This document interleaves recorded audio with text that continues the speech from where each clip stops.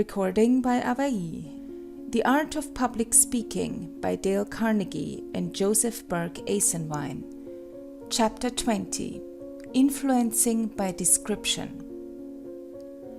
The groves of Eden, vanished now so long, live in description and look green in song. Alexander Pope, Windsor Forest. The moment our discourse rises above the ground line of familiar facts and is inflamed with passion or exalted thought, it clothes itself in images. A man conversing in earnest, if he watch his intellectual processes, will find that always a material image, more or less luminous, arises in his mind, contemporaneous with every thought, which furnishes the vestment of the thought. This imagery is spontaneous. It is the blending of experience with the present action of the mind. It is proper creation. Ralph Waldo Emerson, Nature. Like other valuable resources in public speaking, description loses its power when carried to an extreme. Over-ornamentation makes the subject ridiculous. A dust cloth is a very useful thing, but why embroider it? Whether description shall be restrained within its proper and important limits, or be encouraged to run riot, is the personal choice that comes before every speaker, for man's earliest literary tendency is to depict. The nature of description. To describe is to call up a picture in the mind of the hearer.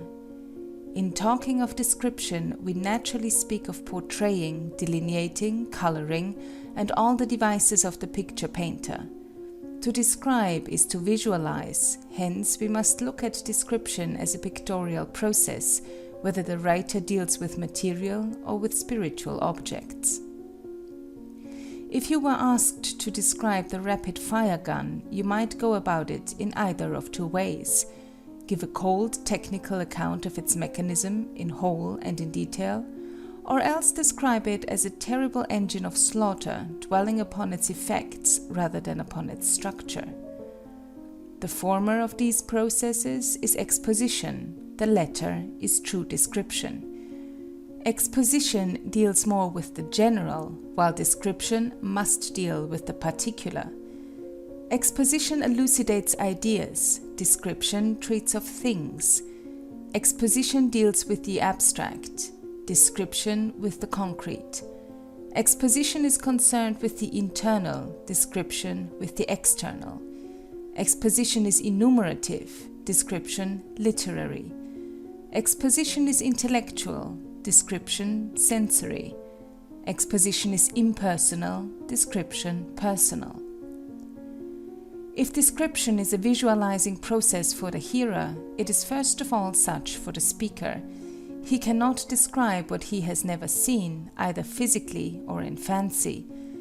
It is this personal quality, this question of the personal eye which sees the things later to be described, that makes description so interesting in public speak. Given a speaker of personality, and we are interested in his personal view, his view adds to the natural interest of the scene and may even be the sole source of that interest to his auditors. The seeing eye has been praised in an earlier chapter on subject and preparation, and the imagination will be treated in a subsequent one on riding the winged horse. But here we must consider the picturing mind, the mind that forms the double habit of seeing things clearly, for we see more with the mind than we do with the physical eye, and then of reimagining these things for the purpose of getting them before the mind's eyes of the hearers. No habit is more useful than that of visualizing clearly the object, the scene, the situation, the action, the person about to be described. Unless that primary process is carried out clearly, the picture will be blurred for the hearer-beholder. In a work of this nature, we are concerned with the rhetorical analysis of description and with its methods, only so far as may be needed for the practical purposes of the speaker. The following grouping, therefore, will not be regarded as complete, nor will it here be necessary to add more than a word of explanation. Description for public speakers.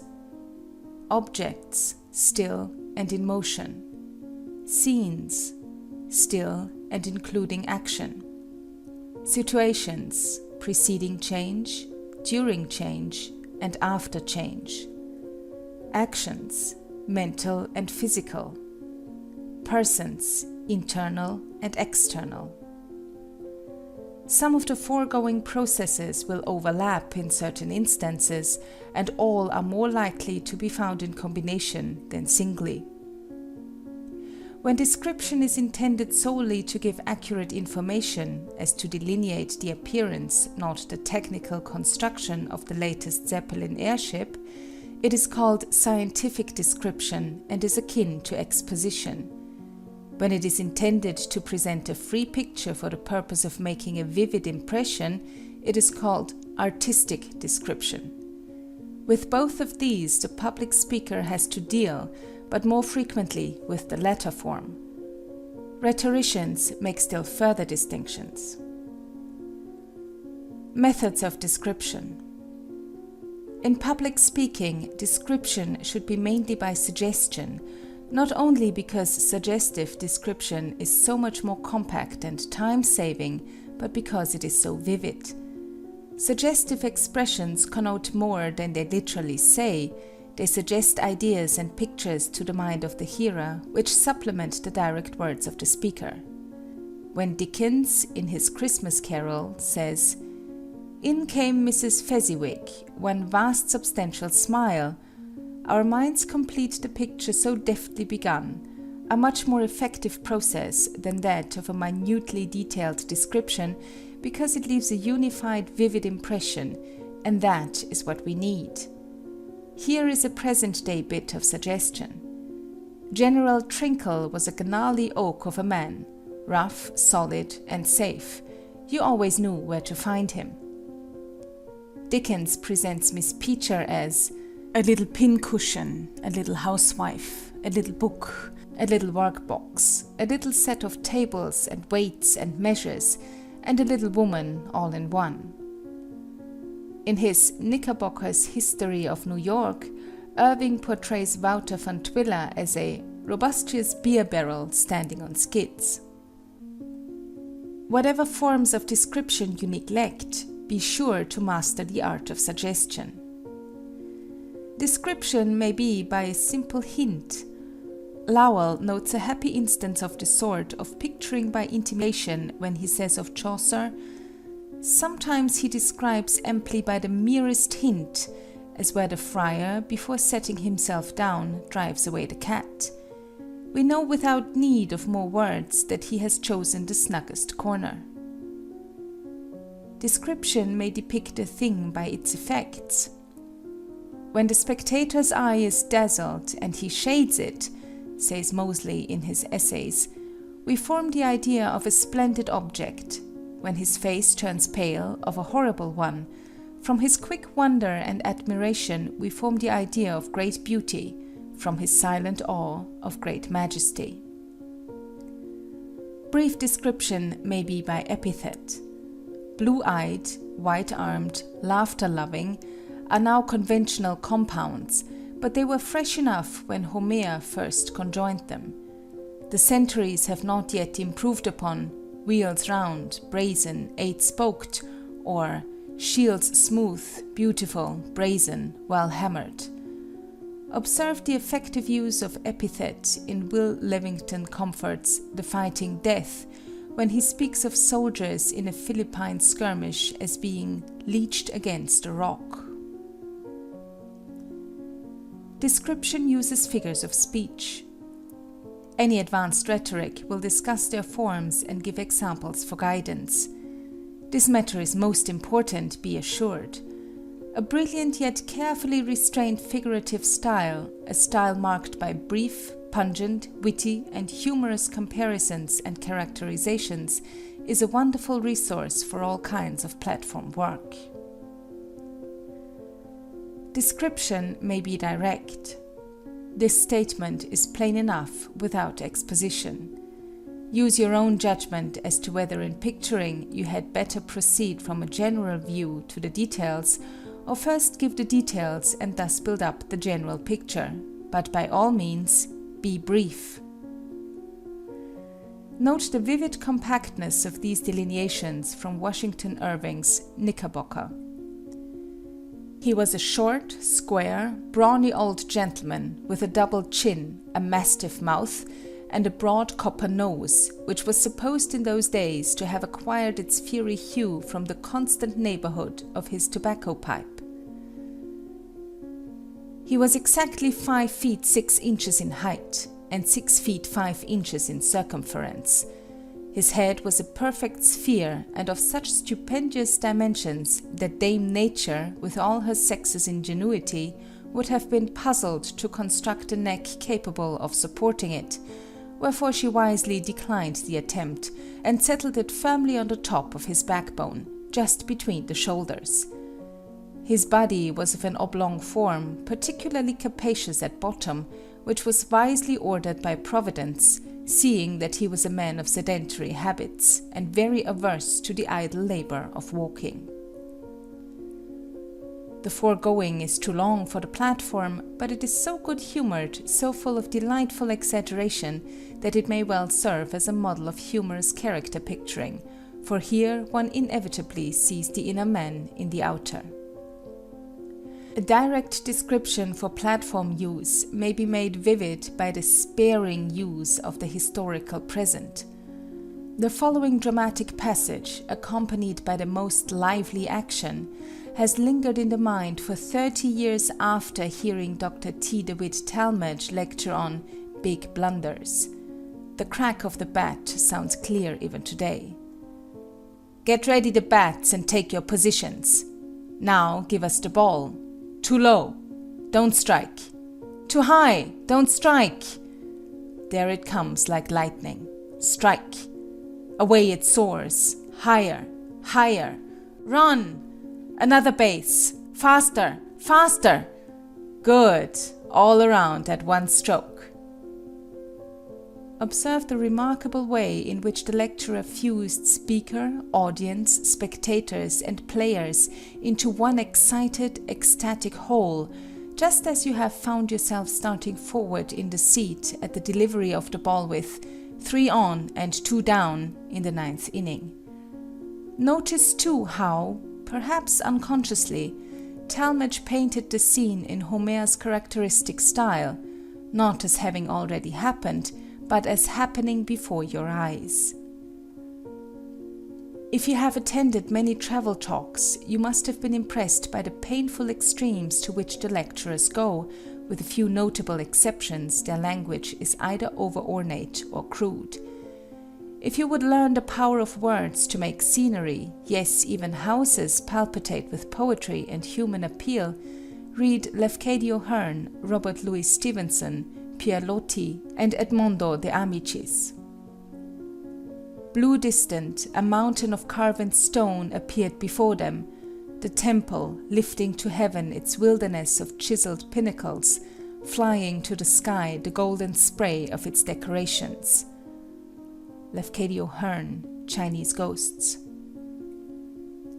The stars were clear, colored, and jewel-like, but not frosty. A faint silvery vapor stood for the Milky Way. All around me the black fir points stood upright and stock still. By the whiteness of the pack saddle, I could see Modestine walking round and round at the length of her tether. I could hear her steadily munching at the sward, but there was not another sound save the indescribable quiet talk of the runnel over the stones. Robert Louis Stevenson, Travels with a Donkey. It was full autumn now, late autumn, with the nightfalls gloomy and all things growing dark early in the old cottage, and all the Breton land looking sombre too. The very days seemed but twilight, immeasurable clouds slowly passing would suddenly bring darkness at broad noon. The wind moaned constantly. It was like the sound of a great cathedral organ at a distance, but playing profane airs or despairing dirges. At other times it would come close to the door and lift up a howl like wild beasts. Pierre Loti, an Iceland fisherman. I see the great refectory, where a battalion might have drilled. I see the long tables, the 500 heads bent above the plates, the rapid motion of 500 forks, of 1,000 hands and 16,000 teeth, the swarm of servants running here and there, called to, scolded, hurried, on every side at once. I hear the clatter of dishes, the deafening noise, the voices choked with food crying out, "Bread! Bread!" And I feel once more the formidable appetite, the Herculean strength of jaw, the exuberant life and spirits of those far-off days. Edmondo de Amicis, college friends. Suggestions for the use of description. Decide on beginning a description what point of view you wish your hearers to take. One cannot see either a mountain or a man on all sides at once. Establish a viewpoint and do not shift without giving notice. Choose an attitude toward your subject. Shall it be idealized, caricatured, ridiculed, exaggerated, defended, or described impartially? Be sure of your mood too, for it will color the subject to be described. Melancholy will make a rose garden look grey. Adopt an order in which you will proceed. Do not shift backward and forward from near to far, remote to close in time, general to particular, large to small, important to unimportant, concrete to abstract, physical to mental, but follow your chosen order. Scattered and shifting observations produce hazy impressions just as a moving camera spoils the time exposure. Do not go into needless minutiae. Some details identify a thing with its class, while other details differentiate it from its class. Choose only the significant, suggestive characteristics and bring those out with terse vividness. Learn a lesson from the few strokes used by the poster artist. In determining what to describe and what merely to name, seek to read the knowledge of your audience. The difference to them between the unknown and the known is a vital one also to you. Relentlessly cut out all ideas and words not necessary to produce the effect you desire. Each element in a mental picture either helps or hinders. Be sure they do not hinder, for they cannot be passively present in any discourse. Interruptions of the description to make side remarks are as powerful to destroy unity as are scattered descriptive phrases. The only visual impression that can be effective is one that is unified. In describing, try to call up the emotions you felt when first you saw the scene, and then try to reproduce those emotions in your hearers. Description is primarily emotional in its appeal. Nothing can be more deadly dull than a cold, unemotional outline, while nothing leaves a warmer impression than a glowing, spirited description. Give a swift and vivid general view at the close of the portrayal. First and final impressions remain the longest. The mind may be trained to take in the characteristic points of a subject, so as to view in a single scene, action, experience, or character a unified impression of the whole. To describe a thing as a whole, you must first see it as a whole. Master that art, and you have mastered description to the last degree. Selections for practice. The homes of the people. I went to Washington the other day, and I stood on the Capitol Hill. My heart beat quick as I looked at the towering marble of my country's capital, and the mist gathered in my eyes as I thought of its tremendous significance, and the armies, and the treasury, and the judges, and the president, and the Congress, and the courts, and all that was gathered there. And I felt that the sun in all its course could not look down on a better sight than that majestic home of a republic, that had taught the world its best lesson of liberty. And I felt that if honor and wisdom and justice abided therein, the world would at least owe to that great house in which the Ark of the Covenant of my country is lodged, its final uplifting and its regeneration. 2 days afterward, I went to visit a friend in the country, a modest man with a quiet country home. It was just a simple, unpretentious house, set about with big trees, encircled in meadow and rich field with the promise of harvest.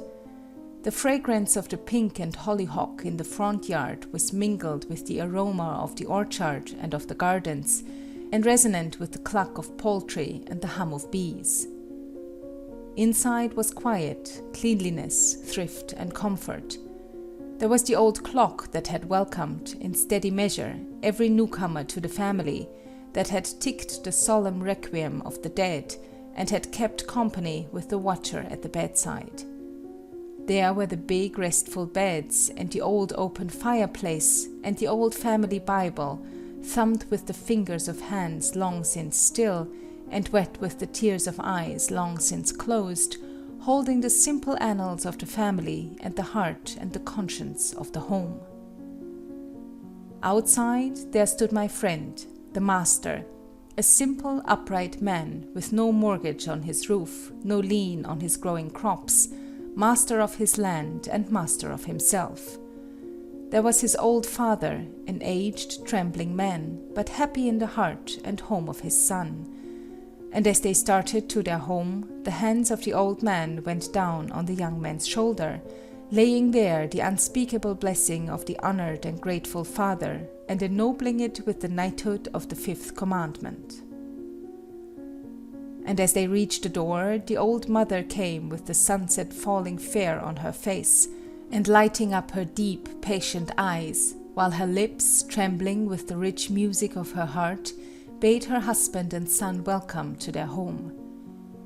Beyond was the housewife, busy with her household cares, clean of heart and conscience, the buckler and helpmeet of her husband. Down the lane came the children, trooping home after the cows, seeking as truant birds do the quiet of their home nest. And I saw the night come down on that house, falling gently as the wings of the unseen dove.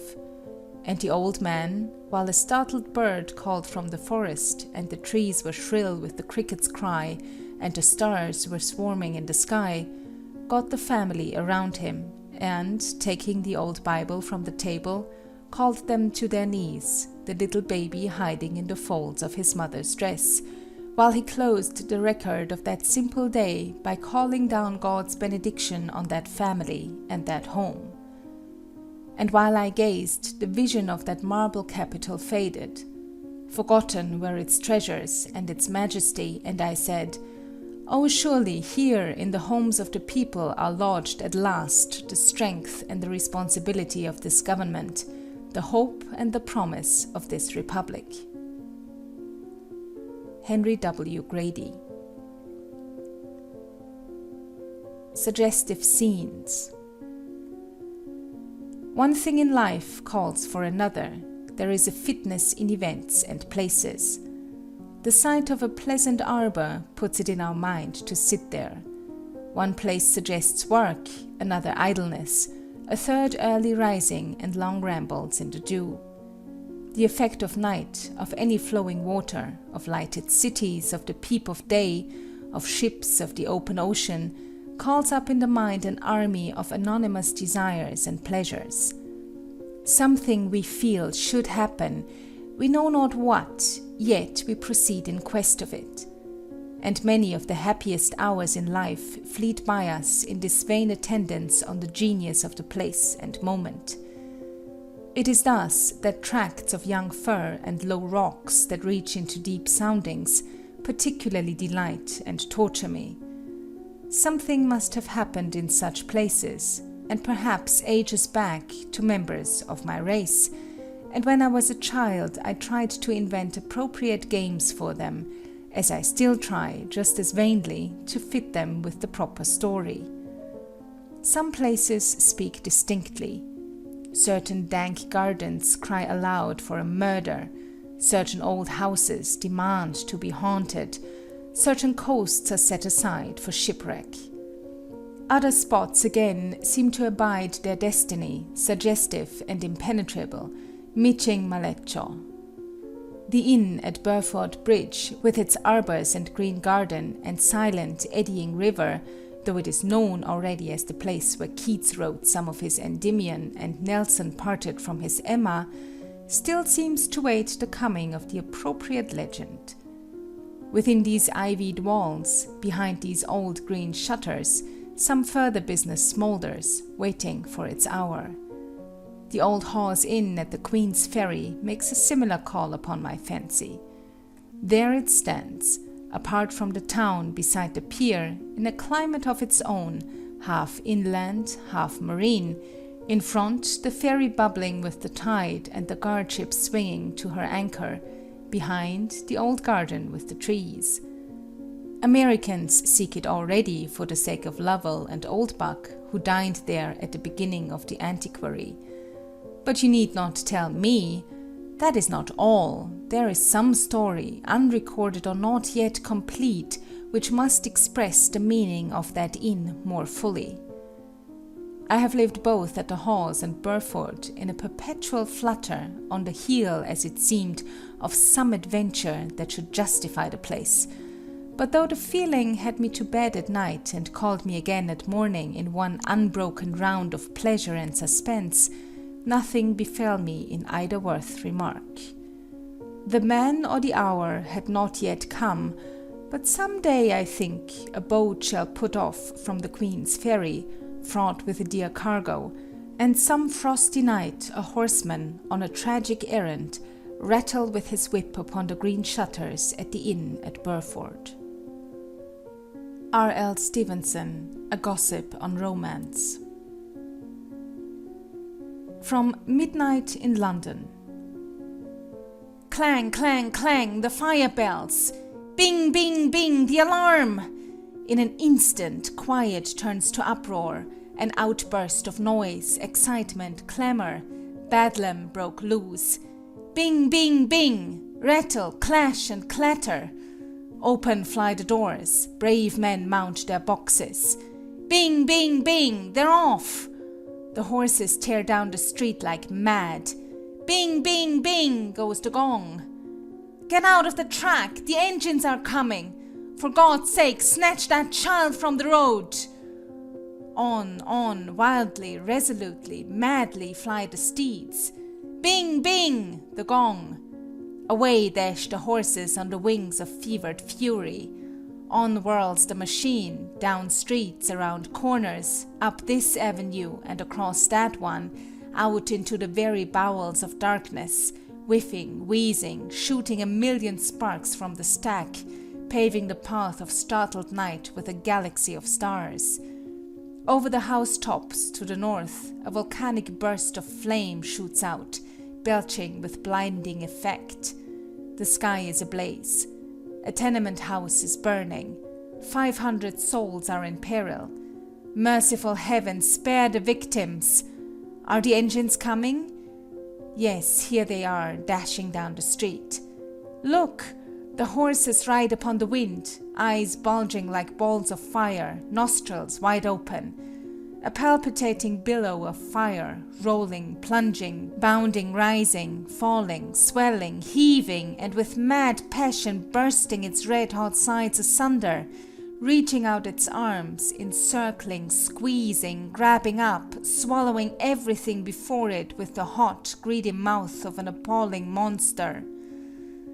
How the horses dash around the corner. Animal instinct, say you? Ay, more. Brute reason. Up the ladders, men! The towering building is buried in bloated banks of savage, biting elements. Forked tongues dart out and in, dodge here and there, up and down, and wind their cutting edges around every object. A crash, a dull, explosive sound, and a puff of smoke leaps out. At the highest point upon the roof stands a dark figure in a desperate strait, the hands making frantic gestures, the arms swinging wildly, and then the body shoots off into frightful space, plunging upon the pavement with a revolting thud. The man's arm strikes a bystander as he darts down. The crowd shudders, sways, and utters a low murmur of pity and horror. The faint-hearted lookers-on hide their faces. One woman swoons away. "Poor fellow, dead!" exclaims a laborer as he looks upon the man's body. "Aye, Joe, and I knew him well, too. He lived next door to me, 5 flights back. He leaves a widowed mother and 2 wee bits of orphans. I helped him bury his wife a fortnight ago. Ah, Joe, but it's hard lines for the orphans."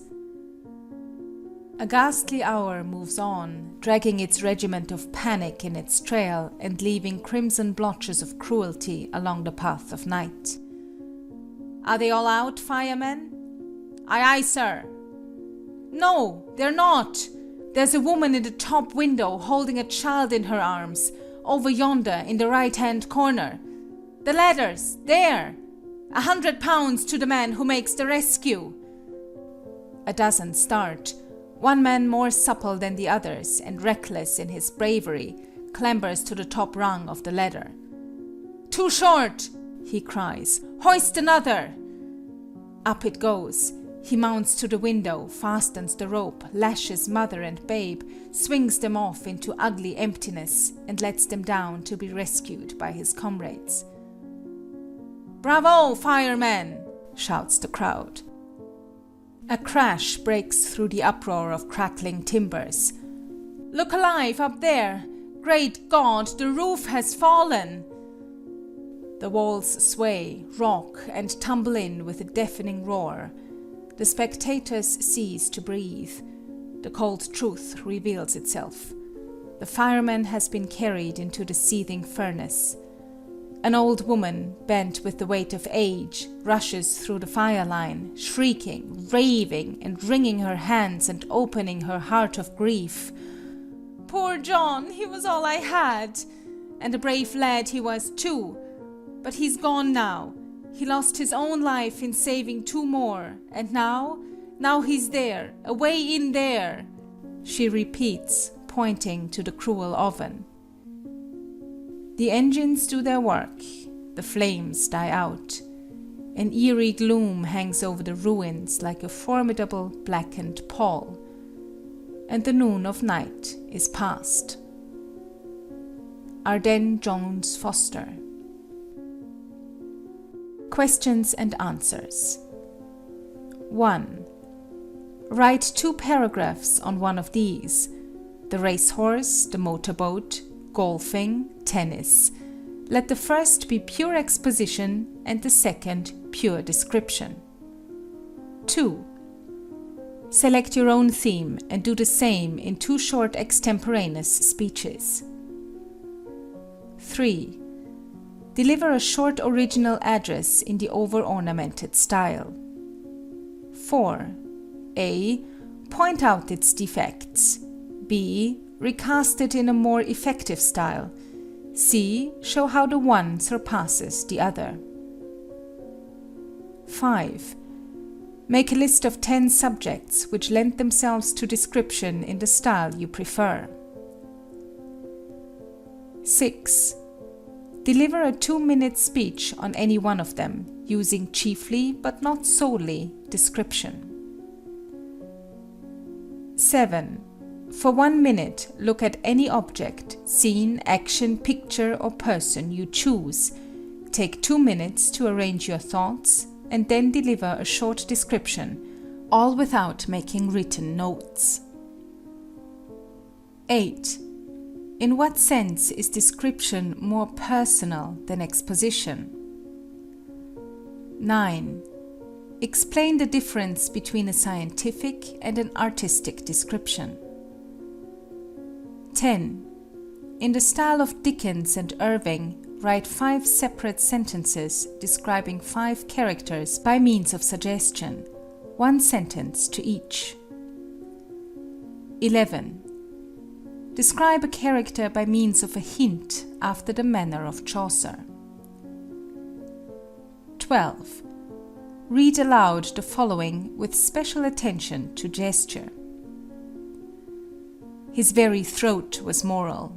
You saw a good deal of it. You looked over a very low fence of white cravat, whereof no man had ever beheld the tie, for he fastened it behind, and there it lay, a valley between two jutting heights of collar, serene and whiskerless before you. It seemed to say, on the part of Mr. Pecksniff, "There is no deception, ladies and gentlemen, all is peace. A holy calm pervades me." So did his hair, just grizzled with an iron grey, which was all brushed off his forehead and stood bolt upright, or slightly drooped in kindred action with his heavy eyelids. So did his person, which was sleek though free from corpulency. So did his manner, which was soft and oily. In a word, even his plain black suit and state of widower and dangling double eyeglass all tended to the same purpose, and cried aloud, "Behold the moral Pecksniff!" Charles Dickens, Martin Chuzzlewit. 13. Which of the following do you prefer, and why? She was a blooming lass of fresh 18, plump as a partridge, ripe and melting, and rosy-cheeked as one of her father's peaches. Irving. She was a splendidly feminine girl, as wholesome as a November pippin and no more mysterious than a window pane. O. Henry. Small, shining, neat, methodical, and buxom was Miss Peacher, cherry-cheeked and tuneful of voice. Dickens. 14. Invent 5 epithets and apply them as you choose. 15. A. Make a list of 5 figures of speech. B. Define them. C. Give an example, preferably original, under each. 16. Pick out the figures of speech in the address by Grady. 17. Invent an original figure to take the place of anyone in Grady's speech. 18. What sort of figures do you find in the selection from Stevenson? 19. What methods of description does he seem to prefer? 20. Write and deliver, without notes and with descriptive gestures, a description in imitation of any of the authors quoted in this chapter. 21. Re-examine one of your past speeches and improve the descriptive work. Report on what faults you found to exist. 22. Deliver an extemporaneous speech describing any dramatic scene in the style of Midnight in London. 23. Describe an event in your favorite sport in the style of Dr. Talmage. Be careful to make the delivery effective. 24.